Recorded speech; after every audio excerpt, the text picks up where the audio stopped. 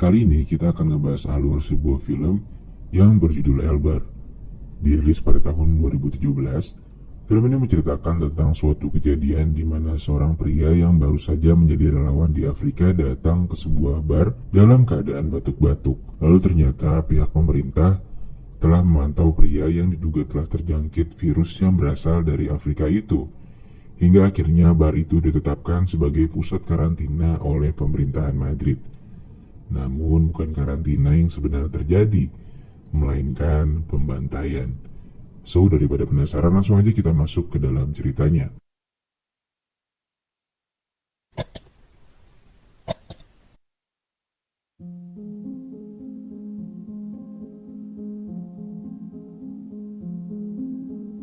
Dimulai ketika seorang gadis bernama Elena sedang datang dan berkunjung ke sebuah bar. Elena berniat untuk mengisi daya handphonenya yang baru saja mati. Lalu terlihat seorang pria bertubuh gemuk masuk ke dalam toko dalam keadaan batuk-batuk dan langsung masuk ke dalam toilet. Kopi yang dipesan Elena pun datang. Lalu seorang barista bernama Satur memberikan beberapa jenis charger kepada Elena untuk mengisi daya handphone miliknya. Tak lama setelah itu, seorang pria yang baru saja selesai membayar pesanannya keluar dari dalam bar. Dan tiba-tiba, dia ditembak oleh seseorang yang tak diketahui keberadaannya. Seketika keadaan di luar sana pun menjadi sangat kacau. Sementara mereka yang berada di dalam bar penasaran dengan apa yang telah terjadi kepada pria itu.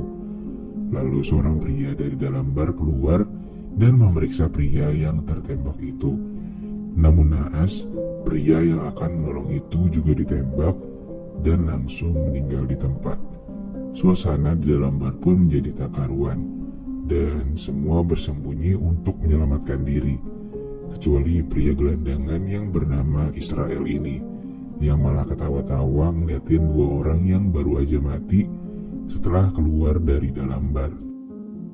Lalu mereka menyalakan TV dengan niat untuk mengetahui update berita di sana. Namun tak ada saluran TV yang menayangkan berita tentang penembakan yang terjadi di sekitar bar itu. Lalu seorang ibu bernama Trini menyadari bahwa orang yang tertembak itu telah menghilang dan darahnya pun juga sudah dibersihkan. Sebagian orang berpikir jernih dan menganggap bahwa mereka sedang bermimpi. Ada juga yang mengatakan kalau pemerintah sedang melakukan uji coba atau yang lain sebagainya.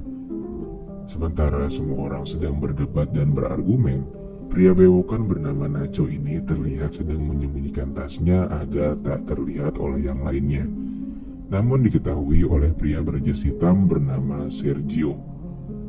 Nacho pun langsung diamankan oleh Sergio dan Andres. Lalu Satur segera mengambil tas itu. Semua orang mengira bahwa terdapat bom di dalam tas itu, dan ternyata isinya bukanlah sesuatu yang aneh-aneh. Lalu Nacho menunjuk sebuah koper dan mencurigai di dalam sana terdapat bom. Ketika semua orang meminta untuk koper itu diperiksa, Sergio terus-menerus memerintahkan agar koper itu tetap dalam keadaan tertutup. Lalu Israel tiba-tiba mengambil koper yang sebelumnya dipegang oleh pemilik bar yang bernama Amparo itu. Dan saat Israel membukanya, ternyata isinya adalah lingerie atau dalaman cewek. Lalu sebuah truk lapis baja berhenti di depan bar mereka, dan orang-orang yang keluar dari dalam truk itu menggunakan APD berwarna hitam. Lalu mereka mengeluarkan banyak sekali ban dan membakarnya. Kemudian pergi begitu saja. Lalu tiba-tiba seorang pria yang sebelumnya masuk dengan keadaan batuk-batuk keluar dari dalam kamar mandi dengan keadaan yang sangat aneh, dan tak lama kemudian pria itu tumbang.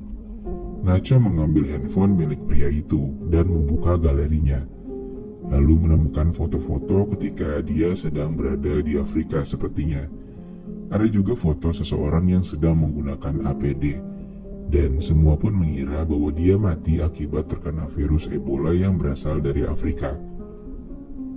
Kini, keadaan di dalam bar pun sudah mulai tenang, dan mereka bertingkah seolah-olah seperti tak terjadi sesuatu di sana.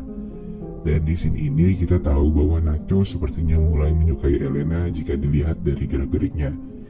Lalu tiba-tiba keadaan kembali memanas, dan sekarang mereka terbagi menjadi dua kubu, di mana kubu pertama berada di ruang atas karena tak pernah ada kontak fisik dengan pria bervirus, dan yang pernah ada kontak ditempatkan di ruang bawah tanah. Kemudian Satur dan Israel membawa si pria bervirus itu ke ruang bawah tanah, dan Amparo mengancam Elena, Trini, dan Nacho untuk turun ke bawah tanah juga. Menurutnya ini adalah tindakan pencegahan. Di ruang bawah tanah, tiba-tiba Trini merasa sangat sesak nafas dan memaksa untuk keluar dari ruangan itu. Namun sialnya dia malah menumpahkan banyak sekali minuman yang tersimpan di sana. Lalu Nacho menyadari bahwa di sana terdapat saluran air yang mengarah ke selokan, dan Israel pun langsung membuka bajunya lalu menuangkan minyak goreng ke badannya dan masuk ke dalam lubang selokan itu. Namun karena badannya yang berotot itu, Israel tak muat masuk ke dalam lubang meskipun sudah dibantu oleh yang lainnya. Tak lama kemudian mereka mendengar suara tembakan, dan menurut Satur, mereka bertiga yang berada di atas telah dibunuh oleh seseorang. Dan kemudian di ruangan bawah terasa menjadi sangat panas, dan ternyata bar di atas sana telah dibakar.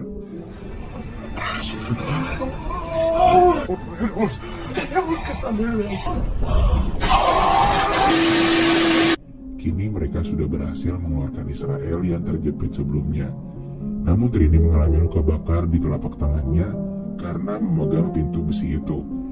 Lalu Nacho mengatakan bahwa suara kebakaran sudah tak terdengar lagi, dan dia berniat untuk memeriksanya.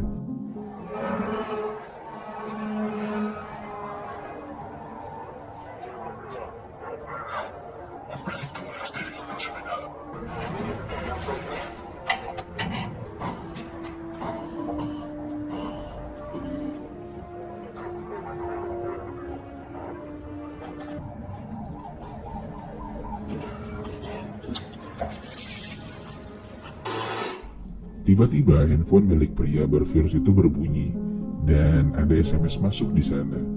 Nacho pun membaca pesan itu, lalu menyimpulkan bahwa sebenarnya pria bervirus itu sudah mendapatkan serum yang bisa menangkal virus Ebola. Karena serum hanya sebatas penangkal dan dia sudah terinfeksi sejak beberapa waktu, makanya serumnya gak bekerja di dalam badan dia. Dan sebenarnya juga dia membawa 5 suntikan yang berisi serum, dan dia sudah menggunakan salah satunya. Sekarang tinggal tersisa 4 suntikan saja. Mereka pun langsung mencari serum itu di saku pria bervirus, namun hasilnya nihil. Sementara Israel menemukan serum itu di jaket yang tertinggal di dalam kamar mandi. Dia pun segera menjadikan serum itu ke lengannya sendiri. Dan lalu terjadi pertikaian di antara Israel dan Nacho. Dan tiba-tiba serum itu terlempar ke ruangan bawah tanah. Trini pun langsung mengambilnya secara diam-diam. Namun lagi-lagi Trini malah menjatuhkan serum itu ke dalam saluran air. Elena yang memiliki tubuh yang paling kecil diminta untuk masuk ke dalam saluran air itu.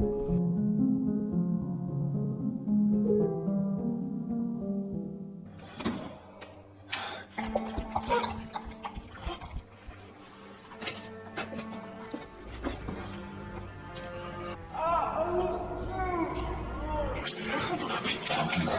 Es solo el principio, ¿vale?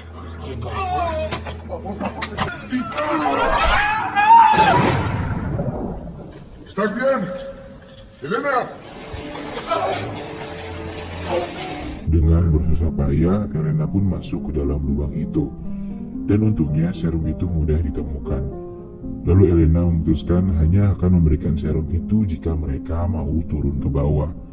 Ketika yang lainnya sedang berusaha membesarkan lubang, Elena mencoba untuk mencari jalan keluar dan dari sana dia melihat apa yang telah terjadi di luar sana.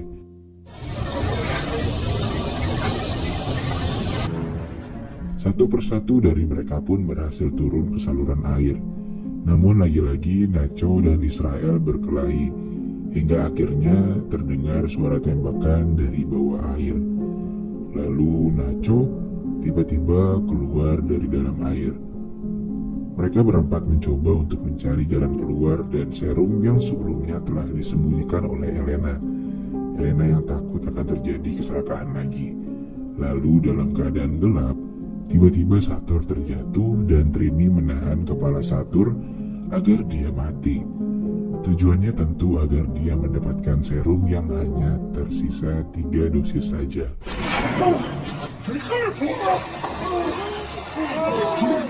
Lalu Nacho pun berniat untuk menembak Trini, namun dia tak mampu melakukannya. Dan Trini akhirnya meminta pistol yang dipegang oleh Nacho, lalu menembak dirinya sendiri.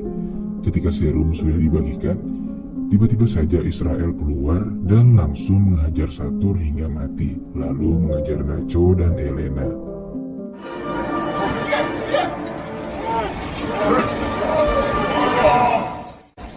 Hingga saat mereka sudah hampir lolos dari Israel, sangat disayangkan mereka kalah cepat dari Israel.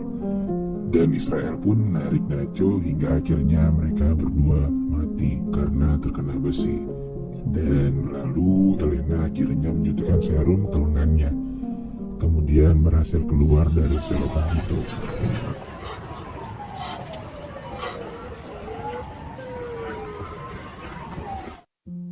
Ada sebuah fakta menarik di balik film ini, di mana ketika Elena sedang berjalan setelah berhasil lolos, sebuah scene memperlihatkan berita yang menyatakan bahwa telah terjadi kebakaran di bar milik Amparo. Kalau menurut gue ini adalah pengalihan isu dari sadisme yang sebenarnya dilakukan oleh pemerintah ketika warga negara mereka terjangkit virus. Ya bisa dibilang untuk menutup-nutupi yang sebenarnya terjadi lah. Oke, sekian dulu pertemuan kita pada kali ini. Makasih banget buat kalian semua yang udah nonton filmnya sampai habis. Jangan lupa buat klik tombol subscribe dan nyalain lonceng notifikasinya supaya kalian gak ketinggalan video-video terbaru dari channel ini. Oke, see you.